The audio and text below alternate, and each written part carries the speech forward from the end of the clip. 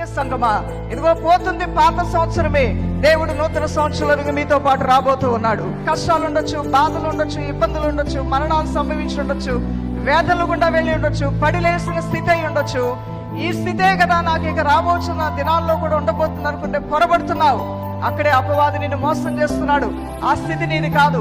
సంవత్సరము పాతగిలిపోతుంది, కానీ నీ దేవుడు ఎప్పుడూ కూడా నిత్యమైనటువంటి నూతన కార్యములు చేయగల శక్తిమంతుడుగా ఉన్నాడు.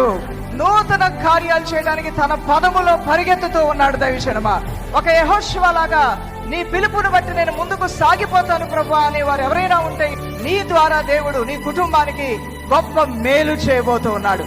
నీ ద్వారా ఈ సమాజానికి గొప్ప మేలు చేయబోతూ ఉన్నాడు. నీ ద్వారా నీ ప్రజలని దేవుడు ఆదుకోబోతున్నాడు.